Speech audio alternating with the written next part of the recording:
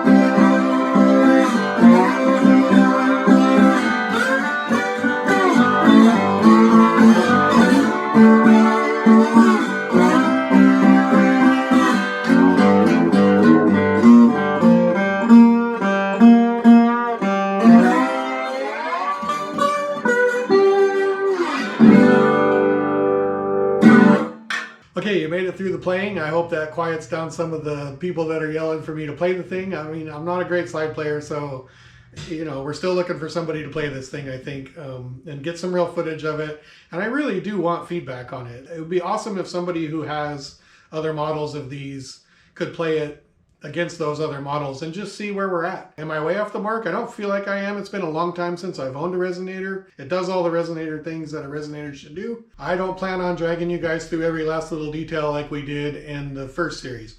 Go see the previous series, build number 1, if you want to catch up on all the gory little details and you have the attention span for that. I think there's 13 episodes and it's several hours of viewing probably. But hey, if you're up for it, go for it. If you just want to tune in and see the condensed version, that's what this is going to be, because I'm not going to cover all the stuff we covered in the other one. This is only going to cover the things that we are going to improve and what we're going to change and how we can just make the process better and easier and just make a better product than the first one. The first one was great. Okay, here we go. Let's get started. I'm going to start with the sound well, bend the sides, and try and get this body built in this episode. I don't know if I'll be able to get through building the whole body in this episode, but I would like to. So here we go. Sound well.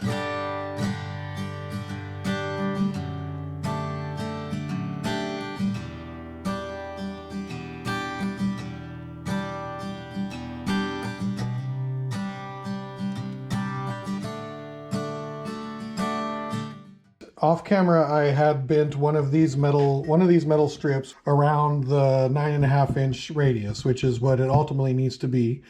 And then of course it springs back and it doesn't stay at a 9.5. What you do is once you bend it around there, you measure how far across it is when it springs back. And then that's your ratio for how much over bending you need to do. It was about 11.25 inch spring back. So I divided 11.25 inch by 9 to come up with the, you know, how much smaller this one needs to be. So this, how much smaller this one is. And then I saw this little trick on Ron Covell's site. It's just a little thing to hold your side while you bend it around. So what happens is, since this is smaller than the length of this thing needs to be, you bend it around until you get back to here. Then you put the other end of it in the other side of it and you bend it back around that way to get the full circle. So I've already got the perfect length of this thing to make the radius that I need. If these two ends made a perfect circle and touched, then the radius would be correct. I did all that figuring out. So now this should be as easy as bending it around, putting the other end, bending it around, joining the two ends right here should give me exactly 9.5 inch radius, no fuss, no fiddling. When I bent the first one around this, I had used clamps in all these holes to kind of hold it and bend it, and then I tacked it together while it was on the form, which means it was all under tension because it wants to spring back. And I don't want to build anything on the second one that's under tension, so that's why we're going to overbend it, which should make it exactly correct if the math is all right. But first, before I bend this thing around, I got to cut the tabs where it solders to the top.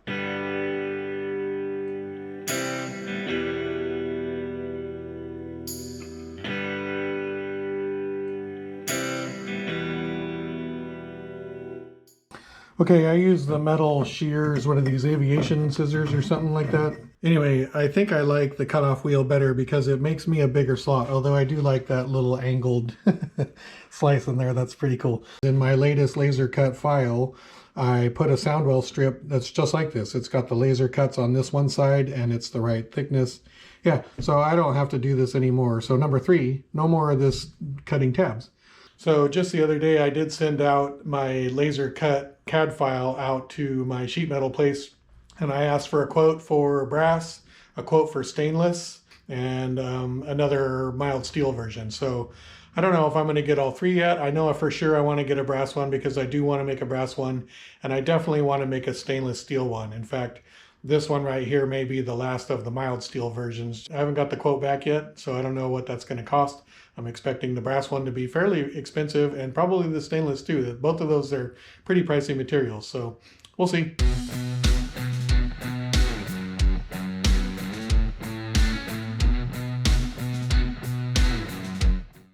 This little concept didn't really work because I had already made the notches on here, and when I tried to roll it on this thing, it would just kink at whatever. If one of these notches was deeper than the other, it would just kink where the notch was deeper than the other notches, and it really just kind of made a mess. I ended up chucking that one and making another strip. So the grinder definitely works out better for cutting those little tabs, and then it bent around this thing much easier. Now the trick is we're going to roll this bottom edge of it in the bead roller and try and get the edge that holds the cone rolled over, and that could be challenging. We're going to find out right now though.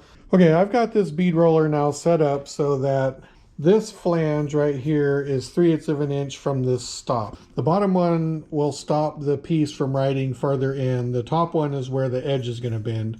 So I've just been test rolling this without bending it to see what it does. Now I just learned something about my bead roller that I didn't know. I've seen people make huge adjustments on these 2 ends where you can get this one really far out and this one really far in, and I didn't understand because, you know, there's only one ring right down here that holds it. You can slide it this way and slide the shaft that way, but then it moves all around. Well, I just realized, oh, there's Allen bolts inside the gears. You can slide this whole shaft this way and then tighten down the collar and the gear where you want it. And same with this bottom one. I want to roll a 3/8 of an inch lip on here, and eventually I'm going to start to tip this thing like this as I roll it, and then I'll tip it some more, and then I'll tip it some more, and I'll try and get to where it touches the top. And once I'm that far, I can put it back over the wood buck and just hammer down the lip flat. I'm feeling pretty good about this. I'm going to run a full loop test before I start to bend it, just to make sure it goes smooth and nothing weird goes on. I'm hoping I don't mess up my perfectly round sound well that I just made.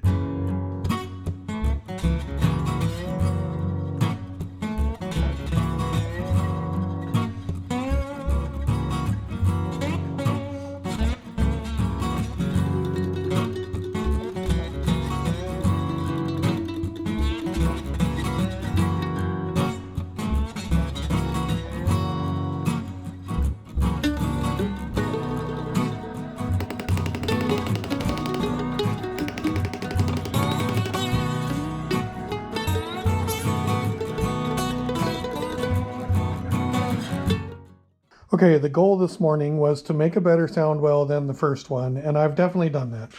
I'm not convinced that my bead roller process is where I want to end up doing these forever, though. It wasn't easy. It was actually really hard to bead roll that thing over at a 45 and then hammer this edge over. I'm way happier with the result than cutting the tabs.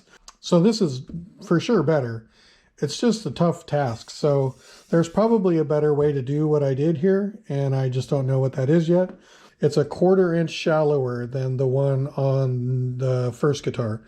That'll help me not have to have such a tall saddle. The other thing it's going to help me with is on guitar number 1, when I go to stick my hand underneath, I mean, it's like I have to ow, ow, ow, ow, ow, ow until I'm under. I probably have a fat hand, but I think it's going to be good. Okay, now the nerve-wracking part. Taking a perfectly good laser cut top, which aren't cheap. You can see I've marked a line on it that goes all the way around so that I can put it in the bead roller and roll this edge lower so that when I put the cover plate on here, it sits inside a recess instead of sticking up proud of the top. That's what's next. A little bit nervous because I might wreck this top, but I am getting so good with the hammer and dolly anymore that I feel like even if it doesn't go perfect, we'll be okay.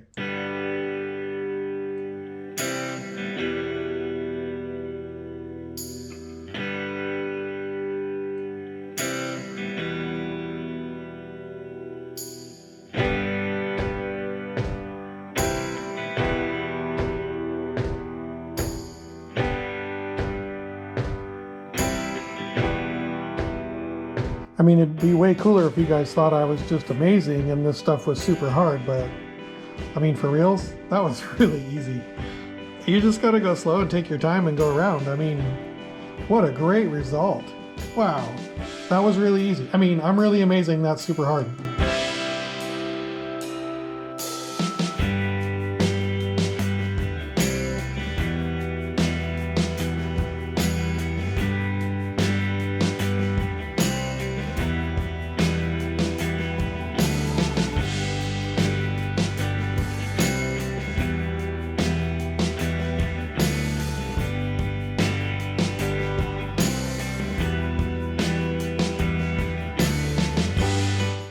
Okay, fun fact, at this point in the process on guitar number 1, I bet you I had already hit the top of this thing with some 60 grit or 80 grit or something sandpaper, which was just ridiculous.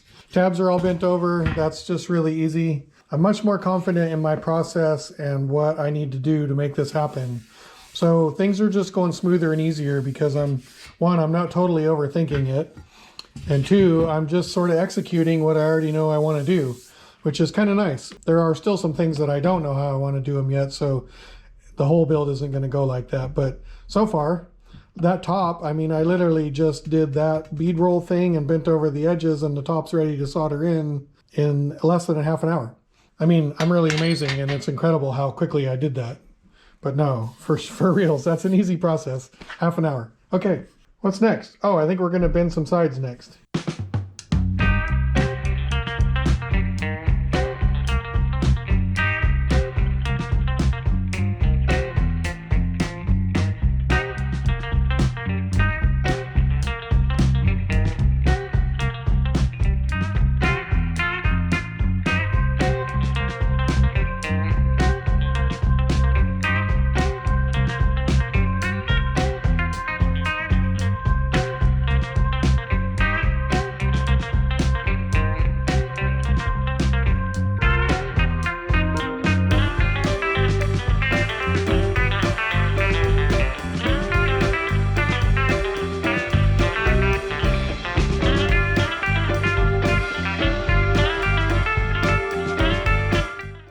Okay, the sides bent nicely. I used a bigger pipe for some of the bigger bends, and then I took it off when I just got to the smaller bends, but that went really, really good. You have to develop that feel so you don't overdo it and put kinks in it. Like, I don't know if you can tell on camera, but this is smooth. It's not all wavy and kinky, and you would think it would be.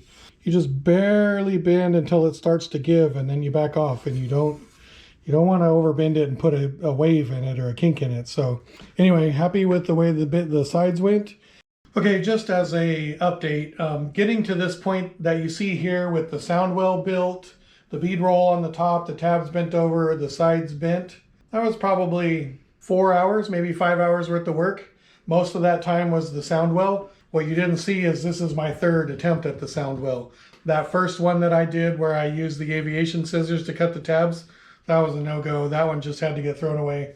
So I went back to the grinder method, and then I bead rolled that, and that was a no-go. It actually, as I was bead rolling it got kinked and twisted up in the bead roller, and it wasn't even sort of round anymore, and so I had to scrap that one. So it's turning out this sound well is probably the hardest part of this build.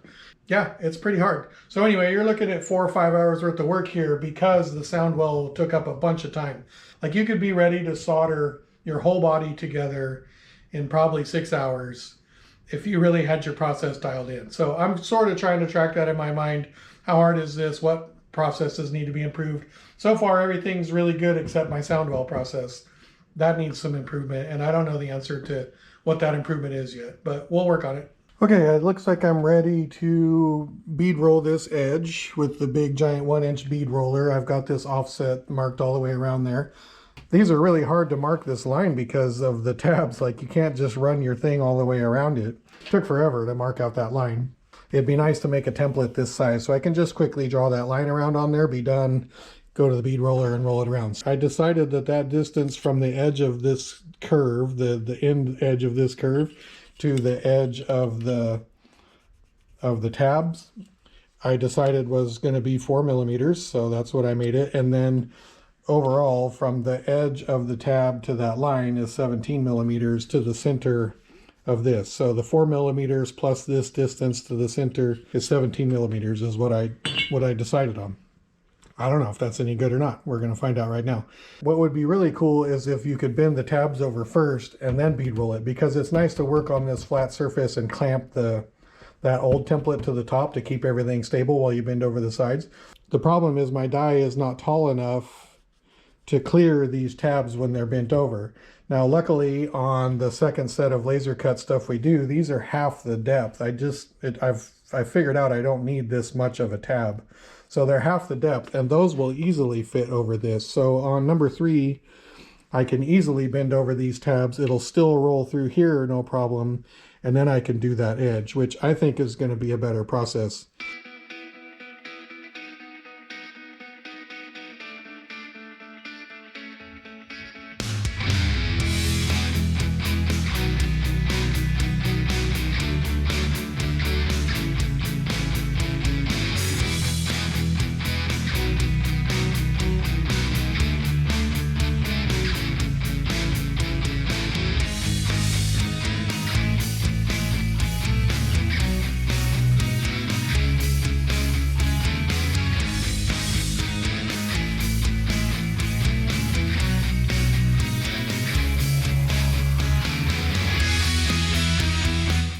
Okay, I'm not sure how I feel about that. I think it looks okay. I would rather this hard edge be on this side than this side. I like how this side has the soft edge and this side has the hard edge.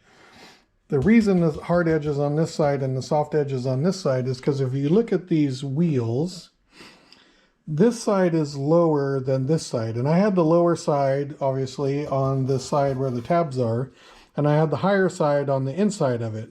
I'm going to flip this thing around, and I'm going to grab this other back right there, and I'm going to do it again with that flipped around and see if I like the result better, because I'd really prefer this hard edge to be on this side, not this side. Oh, and you also noticed I caused myself some work up here. I had to do some hammer and dolly because I got around up to here, and then for whatever reason, I took it out of the bead roller, and there was just a little tiny blip right here. And I thought, oh, I'll just roll it again. Well, that's a bad move. Don't ever go back and try and re-roll something that you've already taken out of the bead roller. For now, I'm moving on, and let's try and redo this, but do it on that back and see what kind of result we get with that bead roller die flipped around the other way. Okay, creating more work for myself. Here we go. Okay. So this one turned out nice. But it's interesting that my result is not a ton different, except I just did a better job up here. I didn't go back over it, so I have some weirdness going on in this one. So what did I learn? So I learned it's interesting that this one doesn't have a hard edge on the outside of it, the first one I did, and it has a hard edge on the inside. I flipped those dies around. I still have a hard edge on the inside, although not as hard, but I also have a slightly hard edge on the outside on this one. When you set it up in the bead roller, you know, you put this thing down by hand, and then you count the number of turns that you tighten this wheel down onto this one. And I think it makes a huge difference, like how tight you get it by hand first before you start counting, I think makes a massive difference.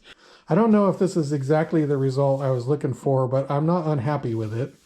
And I'm going to be really interested to see, do I like the back on number 1 better than I'm going to like the back on this one? I have a feeling I'm going to really like this one once I get, you know, everything all dialed and it's together and the tabs are bent over so it doesn't look quite like it does right now.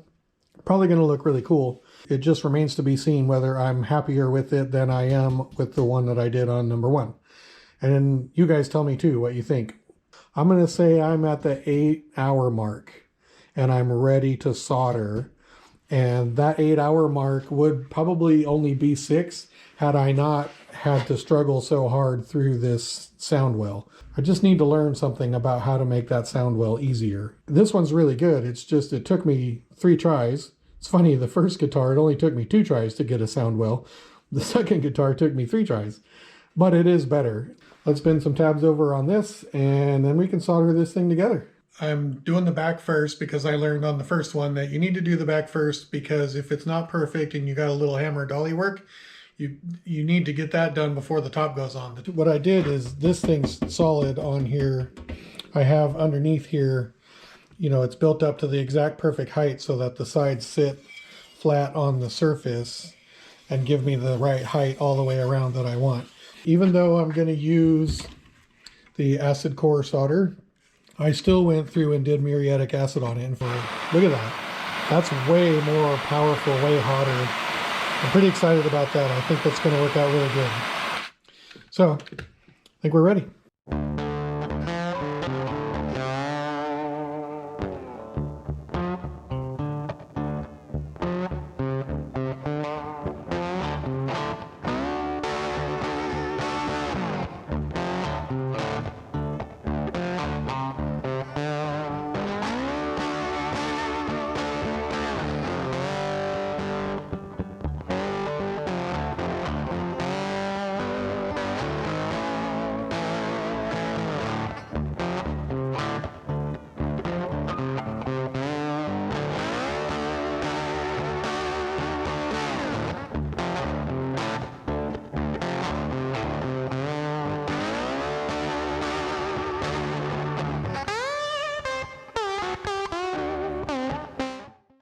Okay, I'm at about the 16-hour mark. Cleaning up that solder edge is no joke. It takes just a long time. It's a lot of work.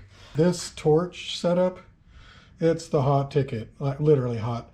It's so much better than the little one. So if you guys are going to build one of these, just skip everything and go right to this thing. It's a Burns-O-Matic. Oh, there's a number on it there that I can't read, so I can't help you there. Anyway, get this thing. Okay, it's hard to tell because one's so much more polished than the other, but tell me, which back design do you guys like better? I have my opinions. They're quite a bit different. Let me know what you think. Okay, I'm going to leave us off there for episode 1 of build number 2. I guess that's what I'm going to call it. I don't really know, have a better idea. I'm only going to document in this series what I'm going to do different and how it turns out. I was really hoping to get the whole body built in this episode, but it turns out cleaning up that solder job it's a lot of work to get that thing looking good and real nice. Took a lot of time. I'm probably up to the 16-hour mark, and this is where I'm at. I've got the sides and the back all joined together, and you saw we did the sound well and we did the bead rolling on the top. So 16 hours, it's a little bit more than I thought it was going to take me, but it is what it is. This is a labor-intensive task. Okay. I'm gonna leave you guys off there, and next time we're gonna cut a hole for that mini humbucker and get the top and the sound well soldered into this thing and try and have a finished body. Okay, thanks for coming along again. Really appreciate you guys watching. Hit the subscribe button if you don't mind. It helps me somehow. Yeah, thanks guys. We'll see you next week.